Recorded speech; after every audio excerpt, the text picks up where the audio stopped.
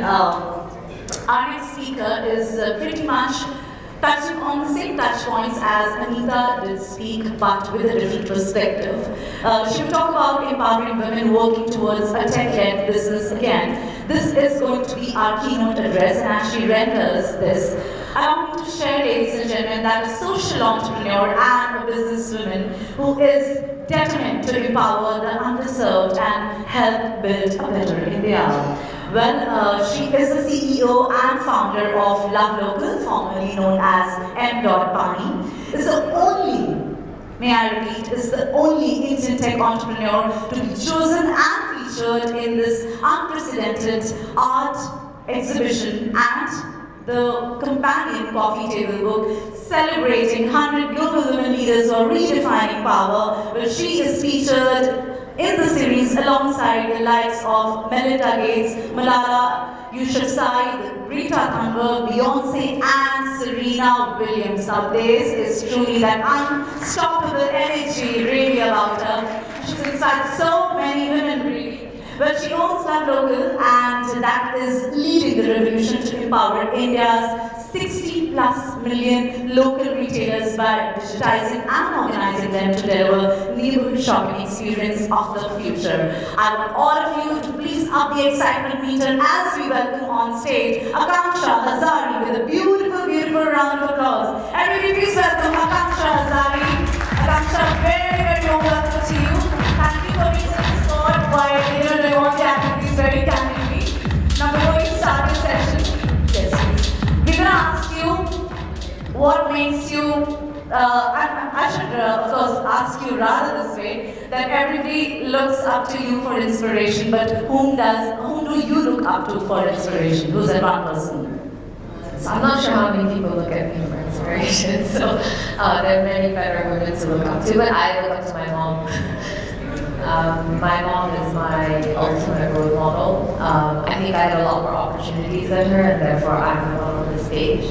But I think had she had the opportunities that I have, I think she would have been someone everybody knows the world over. So it's my mom. Beautifully, let's have another round of cheer, and that's what we roped in you so that you help us stay empowered. Over to you. Thank you. Hi everyone, thanks for having me. First of all, I wanted to thank ET and Femina for obviously inviting me to do this keynote and letting me talk a little bit about what we're doing at LoveLocal and my experience building a tech company and e-commerce platform in India.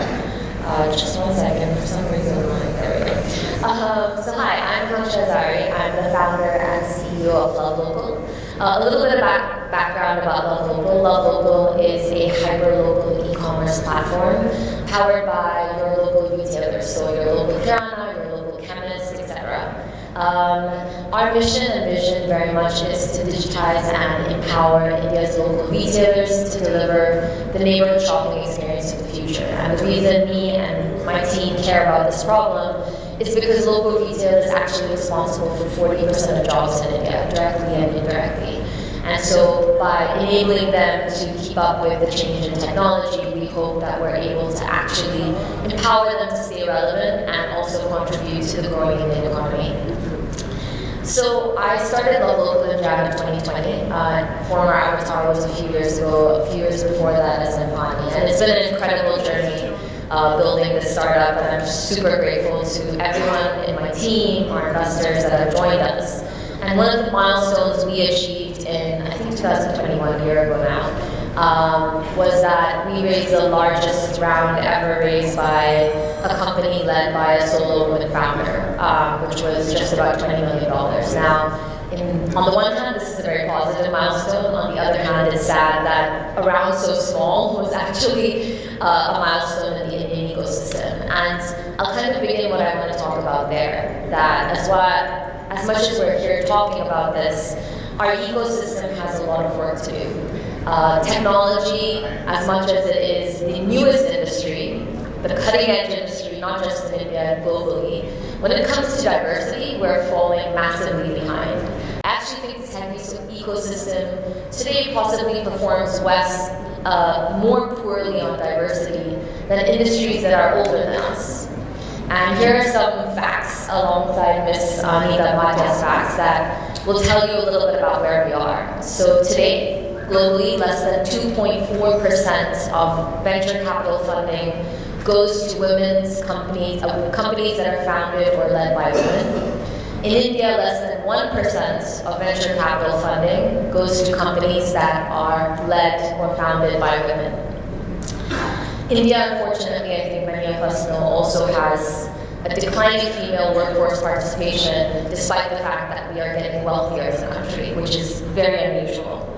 And on the investor side of the table, who us founders sit opposite from, it is very rare that we will sit across from a female investor. I can literally count on one hand the number of times that I've actually spoken to an investor that's a woman. I had a conversation with her. And I actually think the vast majority of those few conversations has not been with Indian women investors, but it has been with women investors internationally. And the reality which we are all here for is we know this has to change. And in my view, building a diverse tech future is something that is our collective responsibility. Often when we talk about women's empowerment and we talk about growing diversity in tech, we talk about it as though it's an issue that women alone can lead. This is simply not true. Women's empowerment is in fact an issue of equality. And in that, the role of women and the role of men is just as important. And in my journey, women role models, along with male allies, are the reason that I am here today. So let me share a few examples of what I mean. I shared with you, obviously, my mom is my ultimate role model, and she's been a role model that I've been really grateful to have from a very young age. My mom has run 60 marathons by the age of 60. She's probably still one of the fittest people I know. My mom came from very humble beginnings and went to university when she was 35 years old because that was the first time we as a family could afford it. She subsequently went on to get every degree in the world while raising 2 kids with no help and working 2 jobs, and she would study at night while we slept. And this is the role model that I've had in my life, so compared to her, I'm an underperformer, I guarantee you. But we need role models like this to inspire us and realize that we have to be confident and we have to be courageous because there are many bold women before us that have started to pave the way that we can walk on, and it's our responsibility as women to become role models for the future generations to further that path. But similarly, I've had many male allies on my path to getting here. Both my parents, my father and my mother, did not treat me or my brother differently at all. My parents gave us the same responsibilities and had equal expectations. They gave us the same opportunities. And that's another reason that I was able to see the world, at least in my home, from my family's perspective, as something where I could do anything and I could pursue anything. And I think that's one reason why I'm a woman in tech. Another example I'll give you is that I was a professional athlete when I was young. And to be honest, we don't put many of our girls into sports. And I was very fortunate to, like I said, have both a mother and a father who don't see genders differently at all. And that's the reason they put me into all these different opportunities and different experiences. Subsequently, through my professional journey, I've had more female role models as I've had male allies, whether it was in the corporate world or today when you look at my investor cap table. The majority of my investors are men. And these men have played a critical role as well in supporting me and bringing our team and our company to where we are today. And within my team, I'm really proud to say that at a leadership level, we have 50% women. As a company, we have nearly half women. And it is the combination of both the men and women on our team that we've been able to build what we have, and that we have the culture that we have in our business. I think the second thing that we need to talk about when we talk about building a diverse future is that we also have to change the role of both genders. Not only do women have to have access to more opportunities, but we also have to implement things like paternity leave. We have to evolve the role of men, which will also give men a much more full role in society. And so I think this is the other part of where, when we talk about women's empowerment and women in tech and equality in tech, when you talk about equality, it means both roles have to change. And I think this change benefits both genders. And this change of equality will also power India's success over the next 10 years and over the next many decades. And I kind of want to come back to my personal story. So I've grown up here, obviously maybe from my accent you can hear that I've obviously, spent time overseas. I got my undergraduate degree overseas, I worked overseas, and many times I find that a lot of people look overseas and are like chasing this American dream. So I want to tell everyone in this room that I chose to come back to India because I want to be part of the Indian dream. And I want to be part of shaping the Indian dream. And I want us as a country to have more confidence that we can create something called the Indian dream and stop chasing things that are in other countries and overseas. This is India's decade. By 2030, we are positioned to be the third largest economy in the world. More bullish projections are that this will happen by 2027.